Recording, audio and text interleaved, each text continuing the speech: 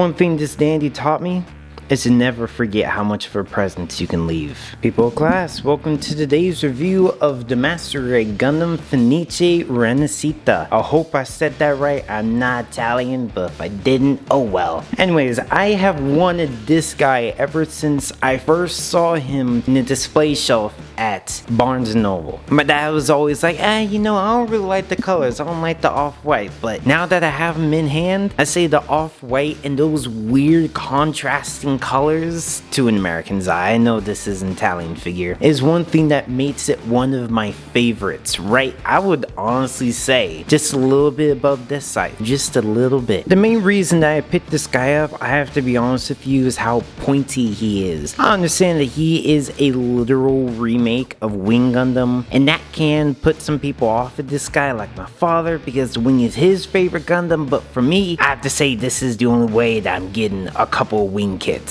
One thing that I love most about this kit is just how it's so easy to understand why the pieces are breaking from an art sense, and then when you split them apart, it just makes it seem all of the better, all of the more beautiful. And again, it's just like, this is a painting, a walking painting that you can play with, and I love it. Now to get into what he comes with, I have to say is a very big plethora of things, and especially the shield. I love massive shields, even though I like ones that are a little more rounding because of the transformation. This made sense, and even still, this is a stunning piece of multicolored plastic. Do I wish there was a little bit more paint separation? Yes, but it's so easy to think of ways to color in the rest of this that I have no problem with it. For one, the cool things it can do is have a lot of moving parts, from the underside with its own little thruster, the back tail fin, and splitting up at the middle to show the beam saber, which I have a little trouble getting out, so I don't really like to take it out, but for the purpose of this, I'll show you that it's okay. I mean, it's just a gray beam saber. I wish it was the white that the rest of the kit has, but to each their own. The other reason I have always loved this dude is this massive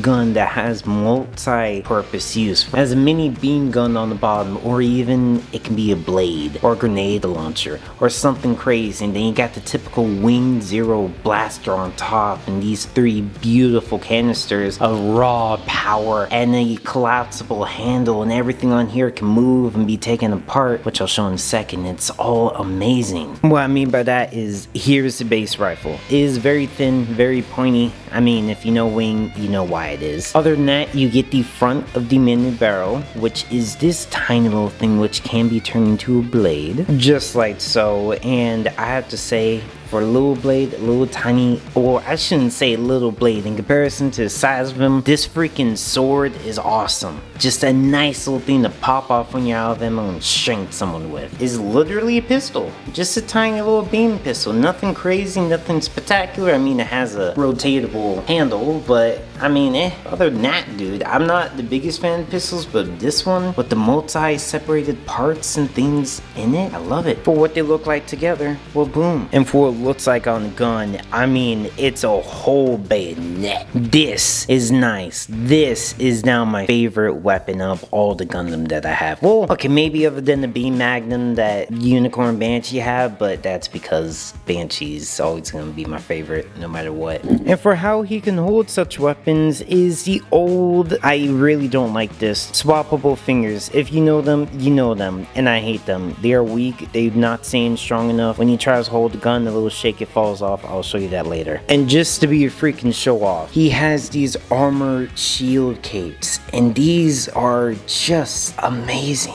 I mean, the fact that Bandai thought of adding these and did it just shows the creativity that they had back then, and sadly, how much they've given up and gone for just basic stuff. I mean, come on. When you see this on him, you will see why I want them to do this more. For the articulation, I have to say that this is another beautiful point. All the articulation does is show what else this guy has hidden under his sleeves. So the head, I mean, what else can I say? There's not a lot of toys that do this today. And this was made more, I think, almost 10 years ago. That's incredible. And looking down, I mean, you can't really look down that much, but because of the chest, I don't care. I'm fine with it. For the head tilt, amazing. Feels firm, feels nice. Even I've had this guy up on the shelf for what, I think a year at this point, a little bit more than that. No, well, I shouldn't say all of them, but these joints currently are still feeling really strong. Oh my gosh, even the shoulder joint is nice and firm without a problem of rotation. A wonderful butterfly that goes out well, and then the shoulder can go up without a problem, but of course the shoulder armor does get in the way, so I mean,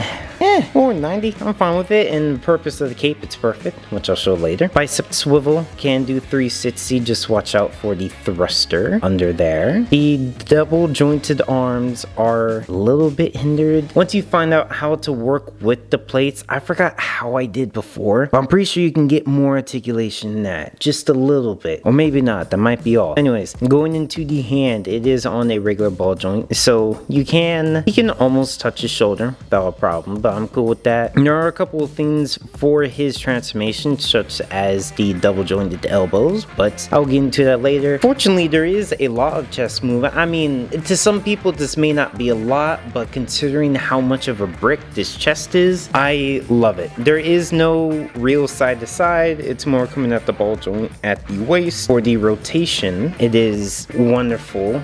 It is, oh my gosh, it's tight. Oh, it's running into the part, so fortunately there's no rotation there, but there is a rotation at the mid stomach joint. For the backpack, it is on a 2-hinge system, so you got one that goes out and then one that goes up and down. Then for the wing part, and that in itself, you can extend these 2 joints to bring out the 2 green, and then with the red there is a little swivel joint. There isn't really anything for here, but that's more just a stabilizer, so I do get that. Connection on here is also very tight as well, so you don't need to worry about plopping out. It's not that heavy, it's just more wide. And also, if you want, you can use the wings as a base itself, so to each your own. It has good and bad aspects. So for the skirts, there are a whole lot of details underneath, and they don't really inhibit articulation. I think again this is thanks to the transformation. So if you're thinking that, oh no, the side skirts are too big, they won't move, they will. I mean, they don't really swivel,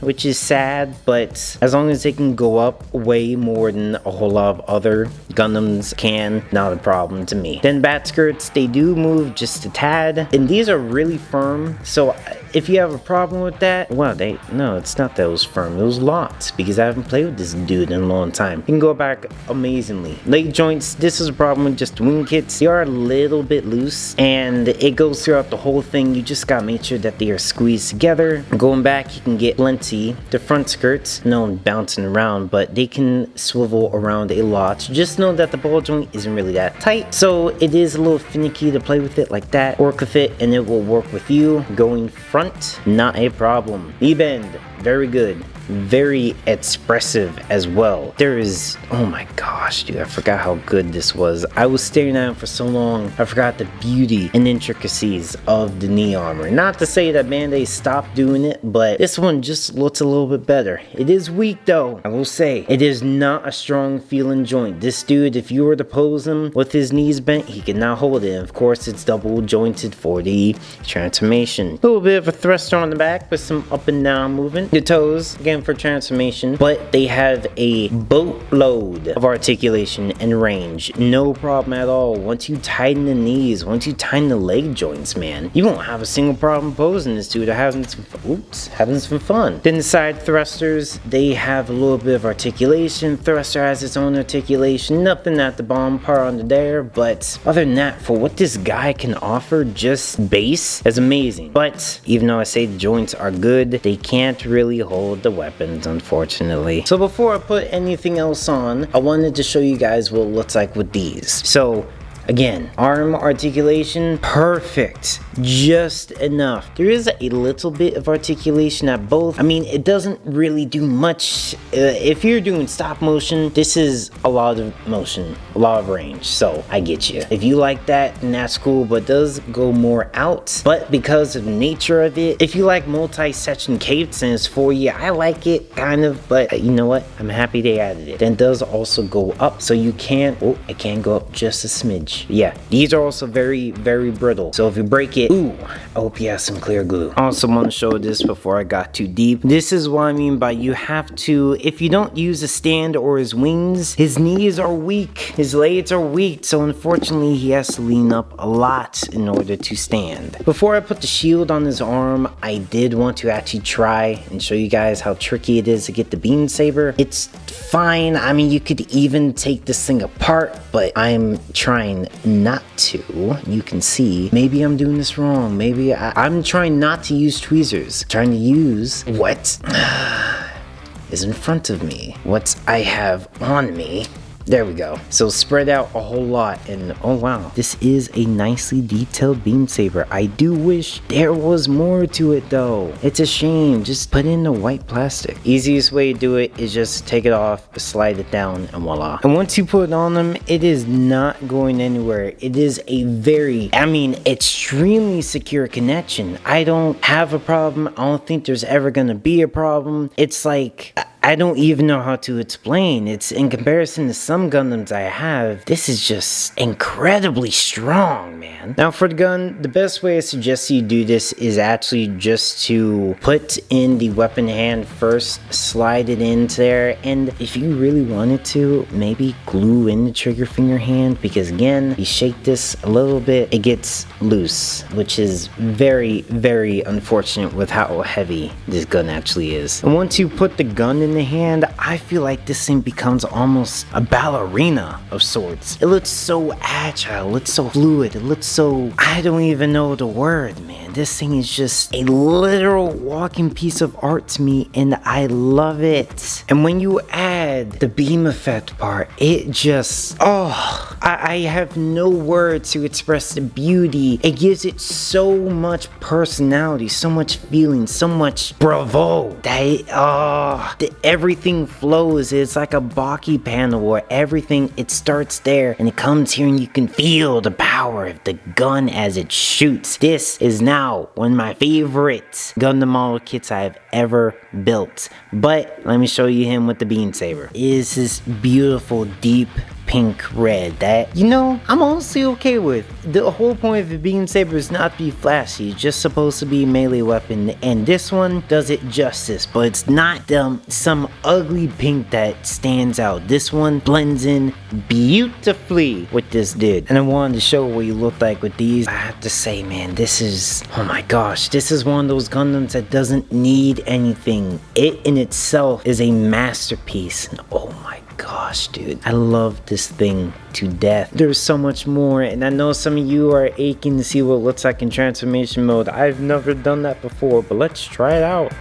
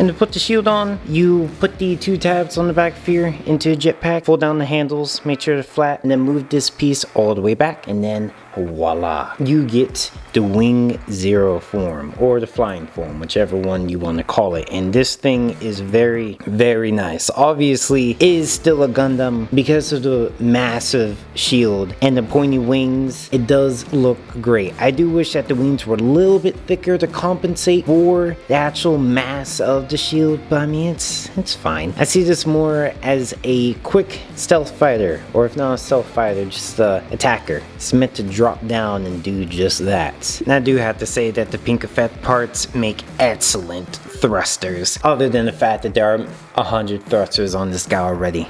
Anyways, wow, still looks sick. for how the weapons are supposed to go into each part, like each arm. Fortunately, I lost those pieces, so all I can say is that it's supposed to look something like this, but just don't be like me. Make sure you keep everything and double check your manual. And that is going to be it for me, but I will be doing a couple of fun shots with this guy, so if you don't want to see that, cool, thank you so much for watching. But if you do want to see it, sweet. Anyways, thank you so much for watching. Hope you have a nice day. God bless, and I'll see you next time. Peace.